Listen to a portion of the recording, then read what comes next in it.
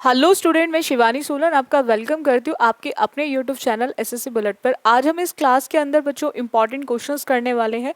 जैसे कि आप बच्चों का अपकमिंग एग्जाम है एसएससी सीजीएल, तो जितने भी क्लासेस अब एसएससी बुलेट पर चल रही हैं स्पेशली वो सीजीएल के लिए चल रही हैं। आज मैं आपको इंपॉर्टेंट इंप्रूवमेंट के क्वेश्चंस कराने वाली हूँ जो आपके अपकमिंग एग्जाम यानी कि सीजीएल 2023 के लिए बहुत इंपॉर्टेंट है। तो बहुत ध्यान से आप एक एक क्वेश्चन को समझेंगे। चलिएगा स्टार्ट करते हैं सेशन को। अगर हम बात करें फर्स्ट क्वेश्चन की बच्चों, तो ये आपके सीजीएल प्री का क्वेश्चन है 10/6/2019 का। द इंडिया की बात की जा रही है, ठीक है, स्टडी की। And highlight are benefits by adding domestic violence prevention approaches to current government policy. हमें चेक करना है कि सेंटेंस इम्प्रूवमेंट के अंदर, जैसे कि मैंने बहुत सारी क्लासेस सेंटेंस इम्प्रूवमेंट पे ली है, मैंने आपको हमेशा बताया सेंटेंस इम्प्रूवमेंट के क्वेश्चन एग्जाम में दो टाइप से आते हैं। पहले क्या करता था, एग्जामिनर बोल्ड कर देता था, आजकल अंडरलाइन या फिर उसको ब्रैकेट में दे देता है। आपको ध्यान रखना है बच्चों, जितने भी पार्ट को अंडरलाइन करेगा या जितने भी पार्ट को आपको ब्रैकेट में देगा उसके लिए नीचे आपको रिप्लेसमेंट देगा एग्जामिनर। आपको सिंपल चेक करना है क्वेश्चन को और किस चेक करना है जो भी अंडरलाइन पार्ट है कि वो करेक्ट है या इनकरेक्ट है। बहुत बार ऐसा होता है कि एग्जामिनर नो इम्प्रूवमेंट ऑप्शन नहीं डालता और कभी कभी नो इम्प्रूवमेंट डाल भी देता है। अगर नो इम्प्रूवमेंट ऑप्शन डाल रहा है तो इट मीन्स वो अंडरलाइन पार्ट सही लिख कर देगा या गलत लिख कर देगा। तो इट मीन्स बहुत बार ऐसा होता है कि जो अंडरलाइन पार्ट है वो सही होता है, वो ऑलरेडी करेक्ट फॉर्म में लिखा होता है। तो वही केस होता है आपका नो इम्प्रूवमेंट का, कि जितना भी पार्ट अंडरलाइन किया गया है, जितना भी पार्ट ब्रैकेट में गिवन है वो बिल्कुल करेक्ट है, हमें वहाँ पर किसी भी तरह की इम्प्रूवमेंट की ज़रूरत नहीं है। In that case your answer option will be no improvement. उस केस में बच्चों आपका जो आंसर ऑप्शन होगा वो नो इम्प्रूवमेंट होगा। अगर अंडरलाइन पार्ट में आपको कुछ भी एरर मिलती है, अंडरलाइन पार्ट में कुछ भी एरर मिलती है, तो फिर आपको चेक करना है वो किससे रिप्लेस होगा। जैसे आप इस क्वेश्चन में देख सकते हो, आपको सेकेंड, थर्ड एंड फोर्थ ये रिप्लेसमेंट दे रखी है।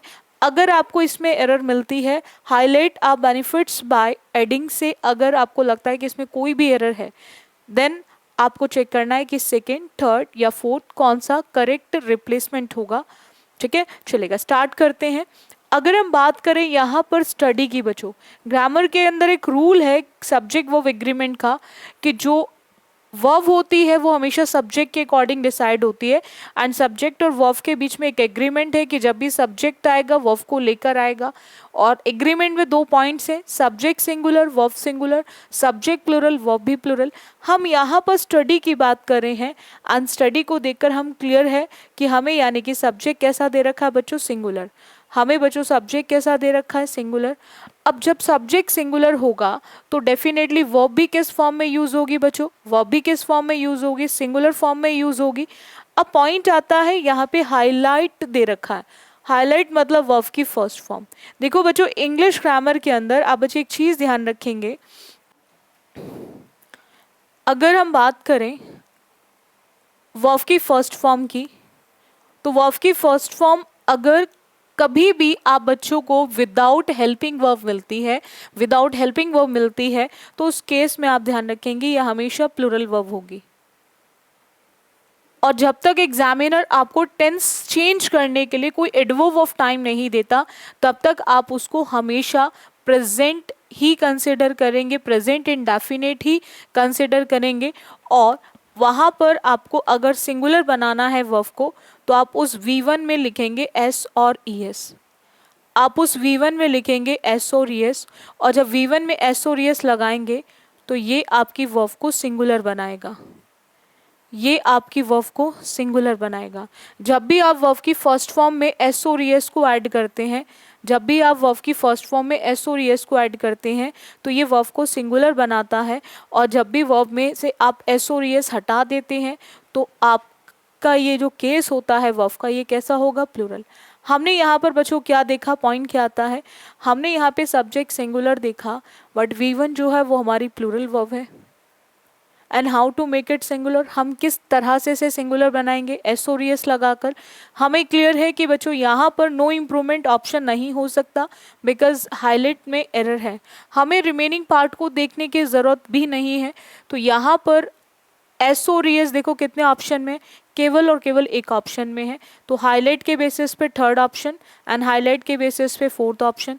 तो बचता कौन सा ऑप्शन है? Second. Second is the correct one, that is highlights the benefits of adding, that highlights the benefits of adding is the correct one. तो सेकेंड आपका इस अंडरलाइन पार्ट से रिप्लेस करेगा, तो second one is the correct one. इतना clear हो गया आप सभी को?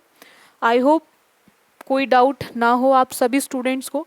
अगर हम बच्चों नेक्स्ट पॉइंट की बात करते हैं तो नेक्स्ट क्वेश्चन देखिएगा, अगेन सीजीएल प्री का ही क्वेश्चन है जो 13/6/2019 में पूछा गया है। यहाँ पर बोल रहा है कि how long you are living in this city, how long you are living in this city. अब आप बच्चे थोड़ा सा ध्यान देंगे, यहाँ पर आर लिविंग को चेक करना है, यहाँ पर आपको आर लिविंग को चेक करना है। अब पॉइंट क्या आता है कि जब आप आर लिविंग की बात कर रहे हैं कि क्या वो करेक्ट है या फिर इनकरेक्ट है। तो अब देखो यहाँ पर आर यू लिव या आर यू बीन लिविंग या फिर नो इम्प्रूवमेंट या हैव यू लिव्ड। अब ये क्वेश्चन में एक चीज आपको समझनी है, कोई भी एक्शन प्रोग्रेस में है, कोई भी एक्शन इन प्रोग्रेस है, तो हम उसमें यूज करते हैं सिंपल कॉन्टिन्यूअस को, उसमें हम यूज करते हैं सिंपल कॉन्टिन्यूअस को, ठीक है। और जब हम बात करते हैं किसी भी सिटी में रहने के लिए, ठीक है, अब प्रेजेंट परफेक्ट का एक रूल है, प्रेजेंट परफेक्ट का एक रूल है बच्चों, वो क्या है आपका? सिंपल सा पॉइंट है प्रेजेंट परफेक्ट के अंदर कि हैज और हैव के साथ यूज होती है वर्ब की थर्ड फॉर्म, बट डिफरेंस इतना है, अब इस पॉइंट को समझ लेना कि हैज का यूज होगा जब भी सब्जेक्ट सिंगुलर होगा और हैव का यूज होगा जब भी सब्जेक्ट प्लूरल होगा। अगर हम बात करें यहां पर बच्चों आर की, तो आर के साथ एक रूल है, यानी कि प्रेजेंट कॉन्टिन्यूअस में, प्रेजेंट कॉन्टिन्यूअस की बात करें तो प्रेजेंट कॉन्टिन्यूअस के अंदर हम इज आर एम के साथ यूज करते हैं V1 में ING। हम उसमें कभी भी बीन का यूज नहीं कर सकते, तो ये आप इसको इस तरह से एलिमिनेट कर सकते हैं, आर के साथ ING नहीं आएगा। अब हमें डिसाइड करना है नो इम्प्रूवमेंट या हैव यू लिव्ड। अगर हम जब भी बच्चों कहीं एक्सपीरियंस की बात करते हैं, जब भी हम एक एक्सपीरियंस की बात करते हैं, अगर वो उस सिटी में रहता है तो डेफिनेटली उसको उस सिटी का एक्सपीरियंस होगा। तो उस केस में आप बच्चे ध्यान रखेंगे, वहाँ पर आप कभी भी प्रेजेंट कॉन्टिन्यूअस का यूज़ नहीं करेंगे, प्रेजेंट कॉन्टिन्यूअस का यूज़ नहीं करेंगे। यहाँ पर आपको ध्यान रखना है प्रेजेंट कॉन्टिन्यूअस का यूज़ नहीं करेंगे। आपको चेक करना है कि यू आर लिविंग किससे रिप्लेस हो सकता है। अब दूसरा यहाँ पर एक चीज़ और भी है बच्चों, वो क्या है, अब उस पॉइंट को समझना। एट द एंड क्या लग रहा है? Question mark. At the end क्या लग रहा है? Question mark. अब क्वेश्चन मार्क का मतलब हो गया ये सेंटेंस आपका इंटेरोगेटिव है। क्वेश्चन मार्क का मतलब हो गया कि यहाँ पर ये सेंटेंस आपका इंटेरोगेटिव सेंटेंस है।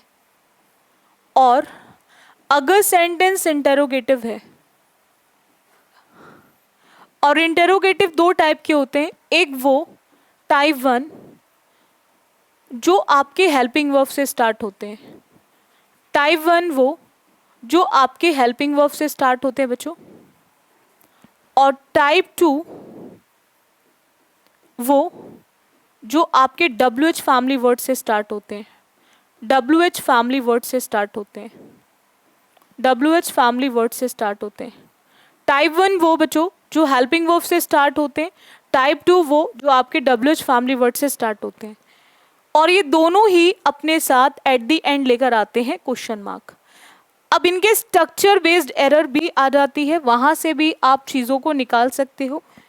आपको ध्यान रखना है कि चाहे टाइप 1 हो या टाइप 2 हो, हम जब भी इंटेरोगेटिव की बात करेंगे, हम जब भी इंटेरोगेटिव सेंटेंस की बच्चों बात करते हैं, तो हम वहां पर सबसे पहले हेल्पिंग वर्ब लिखेंगे।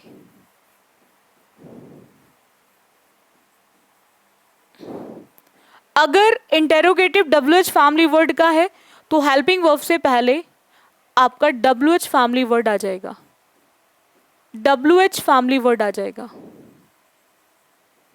वाई, वेयर, ये वही है, वाई, वेयर, हाउ, एक्सेट्रा, इनको यूज करेंगे हम बिफोर हेल्पिंग वर्ब, ठीक है। आफ्टर दैट हम यूज करेंगे सब्जेक्ट,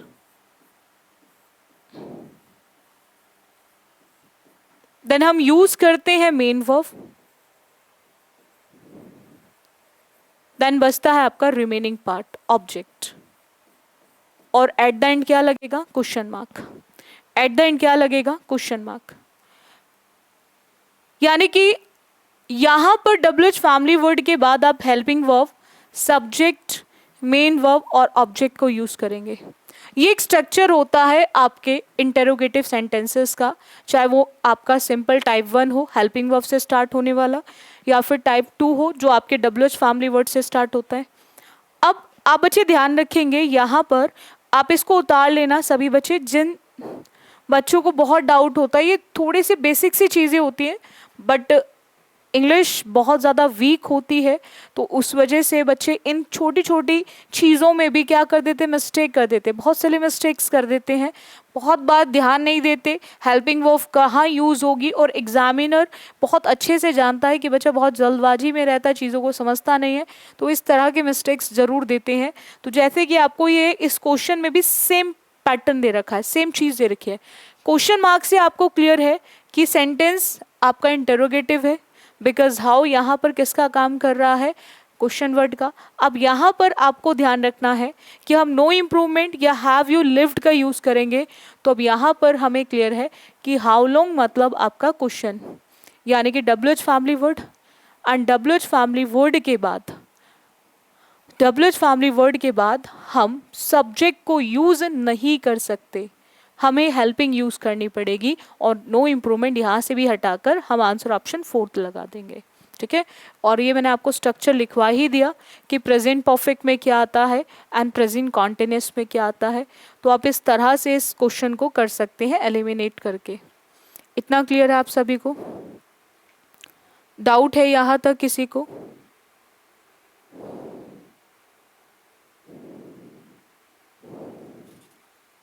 नेक्स्ट आते हैं, चलेगा नेक्स्ट क्वेश्चन पर आते हैं बच्चों।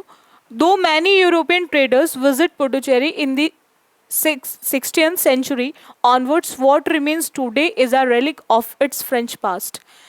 अब देखो यहाँ पर आप एक चीज़ समझेंगे कि हमने यहाँ पर चेक करना है कि traders visit Puducherry in the 16th century correct है या फिर आपका इनकरेक्ट है। अब देखो यहाँ पर आप बच्चे एक चीज़ ध्यान रखेंगे, हम बात कर रहे हैं वहाँ पर 16th सेंचुरी की। हम जब भी बात करते हैं एंशियंट टाइम की, 2 years एगो की बात करते हैं, 3 years एगो की बात करते हैं, या हम बात करते हैं जब भी हम बोलते हैं कि जब बहुत लंबे समय की बात होती है, in school days, in college days, तो वो सब चीज़ें जो होती हैं ये आपके पास्ट को बताती हैं। सेम यहाँ पर 16th सेंचुरी भी आपके पास्ट को बता रहा है, और पास्ट के केस में हम हमेशा यूज़ करेंगे, जब भी पास्ट टेंस की बच्चों बात होगी तो आप बच्चे ध्यान रखेंगे पास्ट के केस में हम यूज़ करते हैं पास्ट इंडेफिनिट टेंस को। एंड पास्ट इंडेफिनिट टेंस का सिंपल सा एक रूल है, पास्ट इंडेफिनिट टेंस का सिंपल सा एक रूल है कि अगर सेंटेंस अफर्मेटिव होता है, अगर सेंटेंस अफर्मेटिव होता है तो आप यूज़ करेंगे अफर्मेटिव सेंटेंस में वर्ब की सेकेंड फॉर्म, चाहे सब्जेक्ट सिंगुलर फॉर्म में हो या फिर प्लूरल फॉर्म में। और अगर सेंटेंस आपका नेगेटिव है, अगर सेंटेंस बच्चों आपका नेगेटिव है या फिर इंटेरोगेटिव है,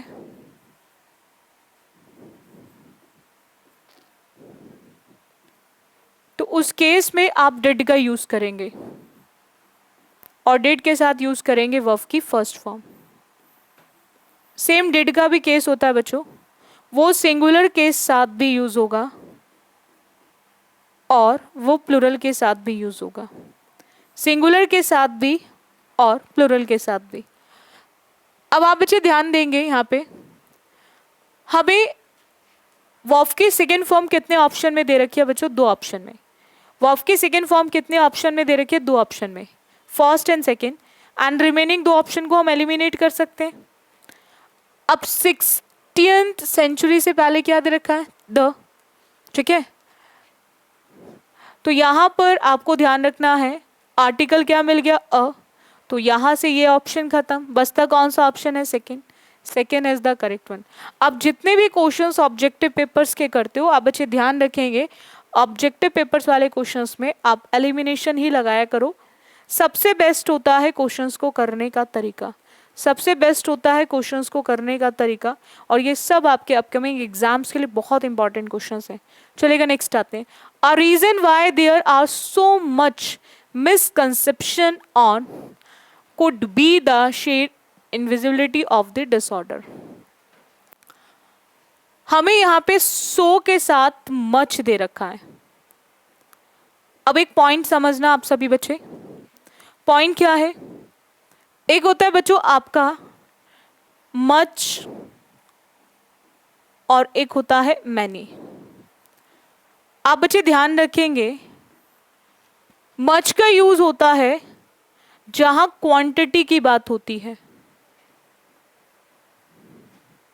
और क्वांटिटी उनकी होती है जो केस होते हैं अनकाउंटेबल, जो केस होते हैं आपके अनकाउंटेबल।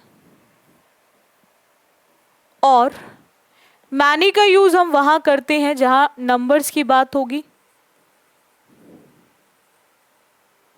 और नंबर्स का मतलब होता है काउंटेबल। मीनिंग दोनों का सेम है, बट दोनों के अंदर बेसिक सा डिफरेंस इतना है, एक अनकाउंटेबल के लिए आता है और एक आपके काउंटेबल के लिए आता है। ये एक बेसिक सा डिफरेंस है इन दोनों के बीच में, एक आता है आपके अनकाउंटेबल के लिए और एक आता है आपके काउंटेबल के लिए। अब आप बच्चे ध्यान देंगे थोड़ा सा, वो क्या है कि हम मिसकंसेप्शन की बात कर रहे हैं, मिसकंसेप्शन की बात कर रहे हैं, और वहां पर हम मच का यूज नहीं कर सकते, वहां पर हम मच का यूज नहीं करेंगे। तो यहां पर जहां पर भी चीजें गिनी जा सकती हैं वहां पर हम मैनी का यूज करेंगे। और मैनी कितने ऑप्शन में है? 2 ऑप्शन में। मैनी कितने ऑप्शन में है? 2 ऑप्शन में। तो बचे हुए 2 ऑप्शन खत्म। अब अगेन एक पॉइंट समझ लो, मैनी जो है वो आपके पीसीएन को लेकर आता है। मैनी का मतलब एक से ज्यादा, एक से अधिक। पीसीएन का मतलब होता है plural countable noun, plural countable noun. Many आपके प्लूरल काउंटेबल नाउन को लेकर आता है। तो आप बच्चे ध्यान रखेंगे यहां पर हम मैनी के साथ मिसकंसेप्शन में एस का यूज करेंगे, और यहाँ मैनी के साथ ओनली मिसकंसेप्शन दे रखा है, तो आप इसके बेसिस पे इसको एलिमिनेट करेंगे और बचता ऑप्शन कौन सा है बच्चों? 4, दैट इज मिसकंसेप्शंस। बोलो इतना क्लियर है आप सभी को? डाउट है यहाँ तक किसी को? चलेगा, नेक्स्ट आते हैं। Your coming home to dinner on time should be a rule rather than the exception, should be a rule rather than the exception. अब देखो जरा क्या होगा, बहुत ध्यान से देखेंगे कि यहां पर हम क्या यूज करेंगे। जब भी बच्चों हम बात करते हैं कंपैरिजन के लिए कि एक रूल होना चाहिए, वो एक्सेप्शन नहीं होना चाहिए, तो जहां कंपैरिजन होगा वहां पर हमेशा कंपैरेटिव कनेक्टर देन आएगा, THEN than, THEN than. And rather than का यूज हम कंपैरिजन के लिए करते हैं, और जो देन से पहले वही देन के बाद, जो देन से पहले वही देन के बाद। अब आप बच्चे देख सकते हो कि यहाँ पर हमें देन कितने ऑप्शन में दे रखा है? तो THEN देन हमें 2 ऑप्शन में दे रखा है। बचे हुए हमारे 2 ऑप्शन खत्म जिनमें हमें देन नहीं दे रखा। अब पॉइंट क्या आता है कि यहाँ पर हमें शुड दे रखा है, क्योंकि हम कहीं ना कहीं किसी को एडवाइस करने की बात कर रहे हैं, और एडवाइज में हम शैल का यूज नहीं कर सकते। बचता कौन सा ऑप्शन है, that is third. Third is the correct one. Should be the rule rather than the exception.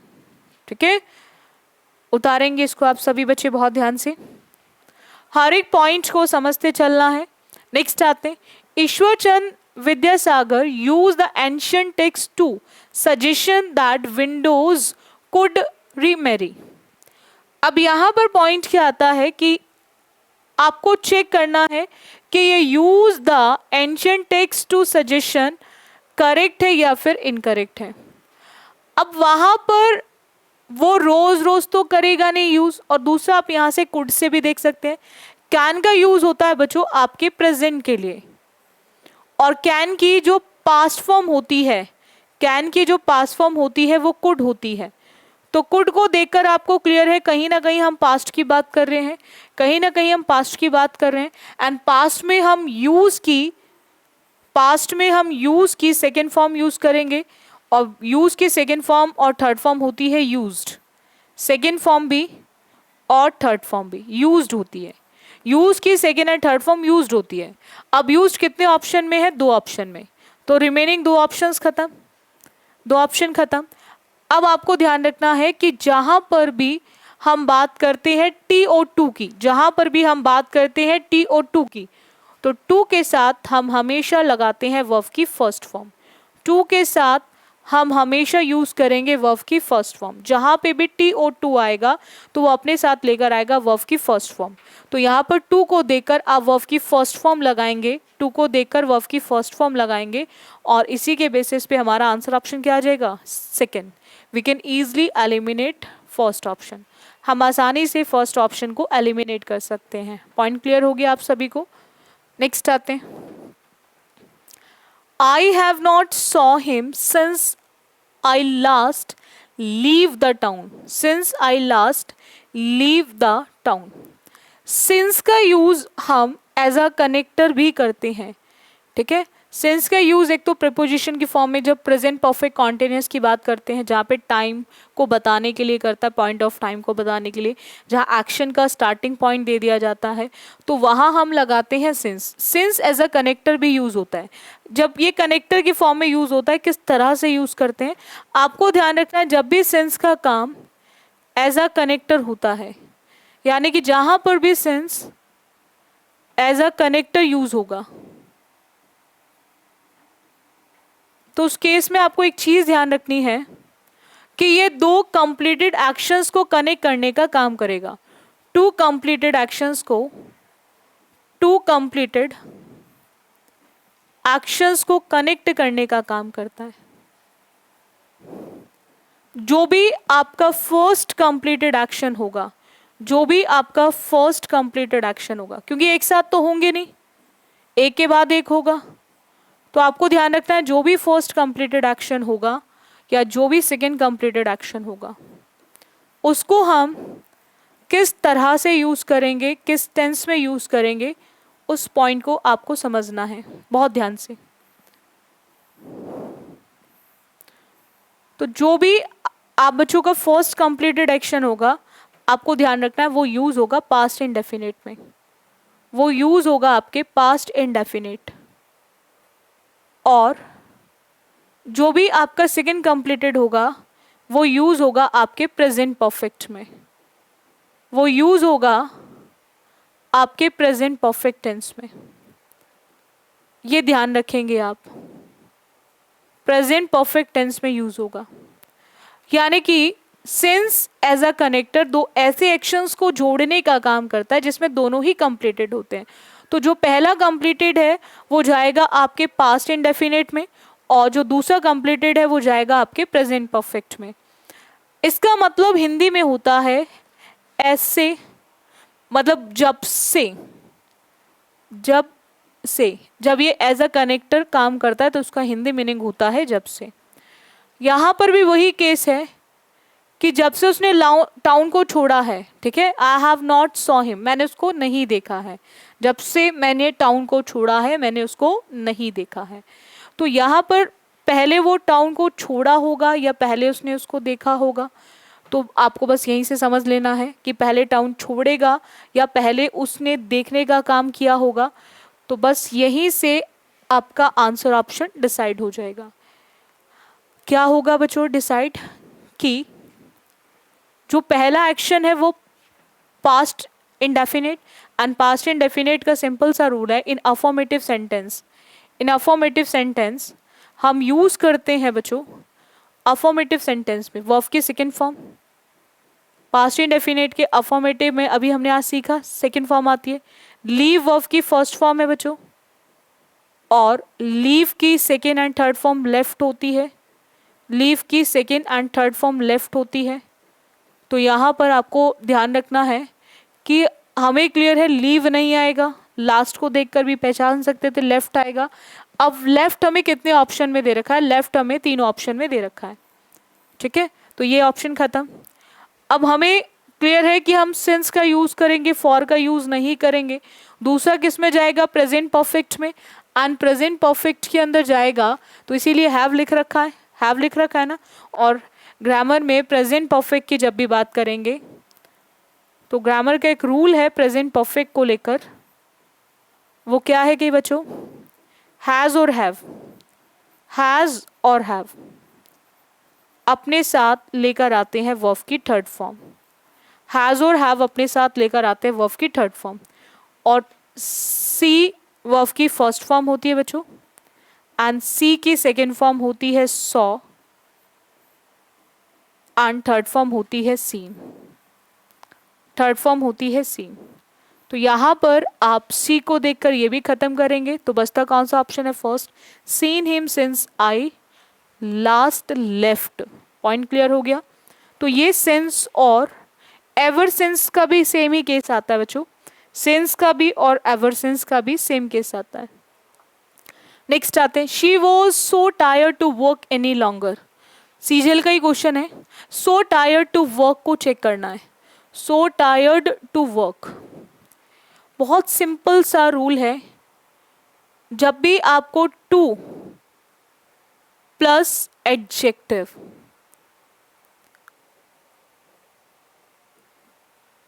Plus to plus verb की फर्स्ट फॉर्म, तो जैसे ही आपने एडजेक्टिव को 2 प्लस V1 के साथ देखा, एडजेक्टिव को 2 प्लस V1 के साथ देखा, तो आपको ध्यान रखना है उससे पहले हम TOO का यूज करते हैं। बहुत सिंपल सा रूल है, ठीक है।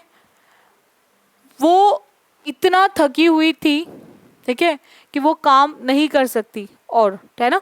तो यहाँ पर टायर्ड कौन है, शी, और जो भी नाउन प्रोनाउन को क्वालिफाई करता है उसको एडजेक्टिव बोलते हैं। तो यहाँ पर हमें क्लियर है कि हम टू और टू का यूज करेंगे, टू और टू का, हम सो और टू का यूज नहीं करेंगे, सो टू का यूज नहीं करेंगे, सेम चीज है। तो यहाँ पर एक ही ऑप्शन है, that is second, second is the correct one. इतना क्लियर हो गया आप सभी को। बस यहाँ पर आप इस चीज को ध्यान रखेंगे कि जहाँ पर भी TOO के बाद एडजेक्टिव मिले तो वहां पर आप 2 प्लस वर्ब की फर्स्ट फॉर्म को यूज करेंगे। नेक्स्ट आते हैं, knowing the particular things that motivate each person help you add more to their motivation। अब यहाँ पर आपको चेक करना है कि help you add power to their motivation correct है या फिर इनकरेक्ट है। अभी आज मैंने फर्स्ट क्वेश्चन कराया था आज की क्लास में, ठीक है। मैंने उसमें बताया था कि ये जो वर्ब की फर्स्ट फॉर्म हेल्प होता है सहायता करना, हेल्प होता है किसी की भी सहायता करना, और ये वर्ब की फर्स्ट फॉर्म होती है, और इसके सेकेंड एंड थर्ड फॉर्म में लगता है ईडी, इसके सेकेंड एंड थर्ड फॉर्म में लगता है ईडी, सेकेंड में भी और थर्ड फॉर्म में भी। आप बच्चे ध्यान रखेंगे, अगर कभी भी आपको, जो मैंने अभी आज आपको समझाया भी, कि कभी भी आपको वर्ब की फर्स्ट फॉर्म बिना किसी हेल्पिंग वर्ब के दी गई हो बच्चों, बिना इज के, बिना आर के, बिना विल के, बिना शैल के, बिना कैन के, कुड के, वुड के, तो वो आप हमेशा ध्यान रखेंगे वो प्लूरल का काम करेगा, वो प्लूरल का काम करेगा। मैंने आपको समझाया आज ही कि सब्जेक्ट और वर्ब के बीच में एक एग्रीमेंट है कि हमेशा सब्जेक्ट के अकॉर्डिंग वर्ब आएगा। ये जो हेल्प करने वाला है ये है ईच पर्सन, और ग्रामर का एक रूल है कि अगर नाउन से पहले ईच आता है, नाउन से पहले ईच आता है, तो ईच का मतलब एक है, तो ये नाउन को भी सिंगुलर फॉर्म में लेकर आएगा और ये आपके सब्जेक्ट को भी सिंगुलर सब्जेक्ट बनाएगा, ये आपके सब्जेक्ट को भी सिंगुलर सब्जेक्ट बनाएगा और इसके साथ वर्ब भी सिंगुलर यूज होगी। एसवी का मतलब है सिंगुलर वर्ब, इसके साथ वर्ब भी सिंगुलर यूज होगी, यानी कि ये वर्ब भी सिंगुलर फॉर्म में लेकर आएगा, सब्जेक्ट भी सिंगुलर और वर्ब भी सिंगुलर, अगर ईच का यूज नाउन से पहले होगा, अगर ईच का यूज नाउन से पहले होता है। यहां पर यही केस दे रखा है बच्चों, हमें ईच के साथ पर्सन ठीक दे रखा है, पर्सन मतलब एक करेक्ट है, नाउन करेक्ट है, लेकिन पॉइंट क्या है कि हेल्प वर्ब की फर्स्ट फॉर्म है, प्लूरल है, हमें इसको प्लूरल फॉर्म में यूज नहीं करना, हमें इसको कैसे यूज करना है, सिंगुलर फॉर्म में। And how to make it singular, कैसे हम इसको सिंगुलर बनाएंगे, एस और एस लगाकर। अब देखो एस और एस कितने ऑप्शन में, एक ही ऑप्शन में, तो you can easily eliminate remaining 3 options, आप आसानी से बचे हुए 3 ऑप्शंस को हटा सकते हैं, एलिमिनेट कर सकते हैं। Then helps you add more is the correct one, helps you add more is the correct one. इतना क्लियर हो गया आप सभी को? उतारेंगे इसको आप सभी बच्चे।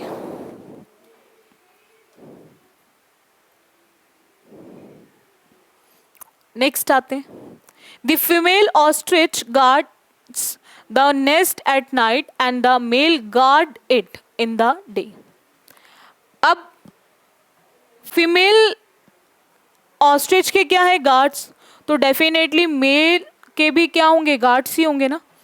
तो आप चाहो तो यहां से भी इसको एलिमिनेट कर सकते हो, तो यहां पर हम उसके गार्ड है तो इसके भी गार्ड्स होंगे, तो आप यहां से भी रिमेनिंग ऑप्शंस को एलिमिनेट कर सकते थे। ठीक है, तो बचता क्या है, फर्स्ट। हम कभी भी नाउन में आईएनजी का यूज नहीं करते, हम एस और एस का यूज करते हैं। नाउन और वर्ब का एक कॉन्सेप्ट है,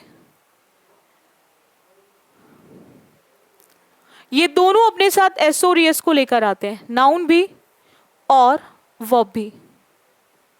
सबसे पहला पॉइंट, वर्ब की केवल फर्स्ट फॉर्म में एस और एस लगता है, बट दोनों में एक डिफरेंस है। वो डिफरेंस क्या है, नाउन में लगता है एस और एस तो नाउन प्लूरल,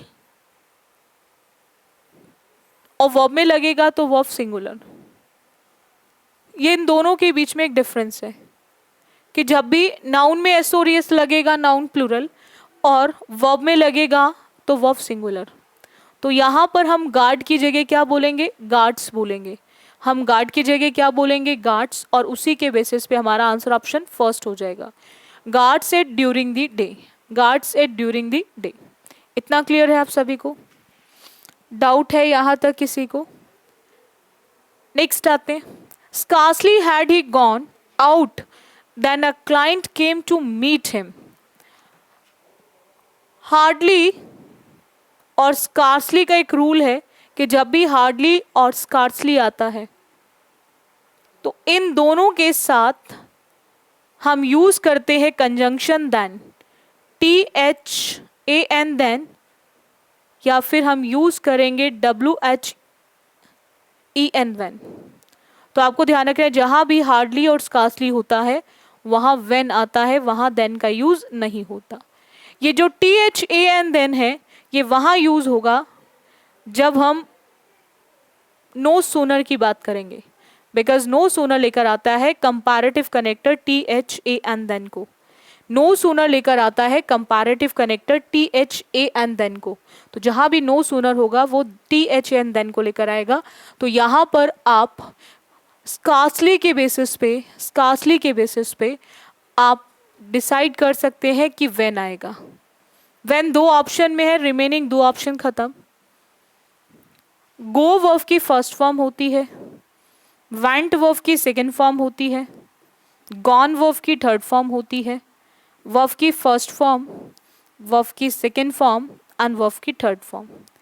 आपको ध्यान रखना है कि इन इंग्लिश ग्रामर जहां पर भी हैज हैव और हेड आता है, वहां पर आप बच्चे ध्यान रखेंगे हम यूज करते हैं बच्चों वर्ब की थर्ड फॉर्म। तो यहां पर इसी के बेसिस पे आप ऑप्शन एलिमिनेट कर सकते हो। इसमें हमें गॉन दे रखा है और इसमें गो दे रखा है, और हेड कभी भी फर्स्ट फॉर्म को लेकर नहीं आता। तो बचता कौन सा ऑप्शन है बच्चों? Second. Second is the correct one. इतना क्लियर हो गया? Second is the correct one. Doubt है यहां तक किसी को? नेक्स्ट की बात करें बच्चों यहां पे, and old misunderstanding existed among the two families so they are not friendly anymore. Again CGL pre का ही क्वेश्चन है, 13/6/2019 का। आपको ध्यान रखना है यहाँ फैमिलीज कितनी है? 2। जब भी आप 2 की बात करते हैं तो 2 के लिए यूज करेंगे आप बिटवीन, और मोर देन 2 की बात करेंगे, मोर देन 2 की बात करेंगे तो वहां आप अमंग और अमंगस लगाते हैं। ये आपको ध्यान रखना है। अब ये 2 पर्सन भी हो सकते हैं, 2 थिंग्स भी हो सकती हैं, तो आपको ध्यान रखना है जहां 2 लोग हैं, तो जहां पर भी 2 लोगों की बात की जाएगी, 2 से ज्यादा की है तो फिर अमंग और अमंगस्ट। यहाँ फैमिलीज कितनी है? 2, तो 2 के केस में हम बिटवीन का यूज करेंगे, एंड बिटवीन कितने ऑप्शन में है? केवल एक ऑप्शन में। तो बस रिमेनिंग 2 ऑप्शंस हमारे खत्म हो जाएंगे। नो इम्प्रूवमेंट तो आ ही नहीं सकता, तो बच्चों वे 2 ऑप्शन भी खत्म। तो हमारा आंसर ऑप्शन क्या आ जाएगा? थर्ड। हम बिटवीन का भी यूज बच्चों 2 से ज्यादा के लिए करते हैं, लेकिन वहां करेंगे जहां डेफिनेट नंबर दिया होगा, 4, 5, 6। अगर डेफिनेट नंबर दिया है तो फिर आप बिटवीन भी यूज करते हैं 2 से ज्यादा के लिए, अदरवाइज हम हमेशा अमंग और अमंगस्ट यूज करते हैं। इन दोनों में भी एक डिफरेंस होता है कि अमंग वहां यूज होगा जहां वॉवल साउंड नहीं होगा। वॉवल साउंड है तो अमंगस्ट आता है, वॉवल साउंड है तो अमंगस्ट आता है, और अगर वॉवल साउंड नहीं है तो फिर 2 से ज्यादा के लिए हम अमंग का यूज करते हैं। ये इतना सा एक बेसिक सा पॉइंट है। इतना क्लियर हो गया आप सभी को? आई होप आपको हर एक पॉइंट क्लियर हो गया होगा, हर एक क्वेश्चन का। ये जितने भी क्वेश्चंस आज हमने करे हैं ये बहुत इंपॉर्टेंट है आपके सीजीएल के लिए। मैं आपको डेली बेसिस पे कुछ इसी तरह के टॉपिक्स की क्लासेस आपको यूट्यूब पे दूंगी, ताकि जो बच्चे, जितने भी स्टूडेंट्स, कुछ ऐसे भी बच्चे हैं जो नहीं पेड बैच ले पाते, तो उनके लिए डेफिनेटली एसएससी बुलेट पर फ्री क्लासेस चलेंगी, ताकि वो बच्चे वो सारी चीज़ें कवर कर पाएँ। देखो हर किसी का फाइनेंशियल बैकग्राउंड एक जैसा नहीं होता, कोई बहुत स्ट्रांग अच्छा होता है, किसी का बहुत ज़्यादा कमज़ोर होता है। तो एसएससी बुलेट पे मैं आपको फ्री में सब चीज़ें कराऊंगी, और बिल्कुल भी वरिड होने की ज़रूरत नहीं है आप बच्चों को। बाकी कुछ स्टूडेंट्स की क्या डिमांड थी कि बैच चाहिए था, उनको पेड बैच चाहिए था, तो इसीलिए हम लोगों ने बहुत जल्दी से हमने ऐप भी लॉन्च करा, ताकि वो बच्चे बहुत परेशान थे, काफ़ी टाइम से बच्चे वो बैच लेना चाहते थे, तो इसीलिए हमने ऐप बनवाया ताकि आप बच्चे ले सके। बाकी जो बच्चे नहीं ले पा रहे हैं तो उनके लिए आपको बिल्कुल भी वरिड होने की ज़रूरत नहीं है कि आप नहीं ले पा रहे हो तो आपकी स्टडी नहीं होगी। स्टडी होगी आपके एसएससी बुलेट पर, आप रेगुलर क्लासेस लेते रहें, मैं आपको हर एक टॉपिक कराऊंगी, ठीक है। अभी हम फिलहाल कराएंगे सीजीएल, अभी हम फोकस करेंगे सीजीएल पे। अभी सीजीएल का एग्ज़ाम आ रहा है, इसके लिए रेगुलर आपके मॉक टेस्ट चल रहे हैं, लाइव क्लास होती है 4:15 से, रोज एक मॉक लगाएंगे। ये मॉक बहुत इंपॉर्टेंट है आपके एग्जाम के लिए, ठीक है, बिकॉज एग्जाम में क्वेश्चंस फंसेंगे इन मॉक से, तो इसलिए आपको मॉक्स की क्लास ज़रूर लेनी है। 4:15 मंथ डेली बेसिस पे क्लासेस रहती है जो 4:15 पर रहती है। और बाकी कुछ भी डाउट है any time you can ask your doubt आप इस नंबर पे। और जितने भी स्टूडेंट्स ऑफलाइन के लिए पूछ रहे तो मैं आपको बता दूं, एसएससी बुलेट की जो ऑफलाइन क्लासेस है वो केवल और केवल मुखर्जी नगर में ही चलती है और कहीं नहीं चलेगी, ठीक है। अभी नहीं चल रही है कहीं, इन फ्यूचर अलग अलग ब्रांचेस होंगी तो वो अलग है, बट अभी फिलहाल जो आपकी ऑफलाइन क्लासेस है वो केवल और केवल आपके मुखर्जी नगर में है, ठीक है। और बाकी अगर आप बच्चे पेड बैच लेना चाहते हैं तो एसएससी बुलेट ऐप को आप डाउनलोड कर लेना आप प्ले स्टोर पे जाकर, तो वहाँ पर आपको पेड बैच मिल जाएगा। बाकी जो बच्चे नहीं ले पा रहे हैं तो बिल्कुल भी वरिड ना हो। आप एक काम करिएगा, जिन बच्चों के साथ फाइनेंशियल दिक्कत है, आप इस नंबर पे कांटेक्ट करेंगे, ठीक है। और डेफिनेटली अपनी प्रॉब्लम्स को शेयर करें और उसके लिए आपका सॉल्यूशन भी मिलेगा, ठीक है। और बाकी अपनी पढ़ाई को बिल्कुल भी डिस्टर्ब ना करें, और सेशन अच्छा लगता है इसको लाइक और शेयर ज़रूर कर दिया करो आप सभी बच्चे। और जितने भी स्टूडेंट्स ने अभी तक नहीं चैनल को सब्सक्राइब किया वो सभी बच्चे सब्सक्राइब कर ले, ताकि आपकी कोई भी क्लास मिस ना हो, हर क्लास का नोटिफिकेशन आपको मिल सके। So thank you student for the session, बाकी करेंगे हम नेक्स्ट क्लास में।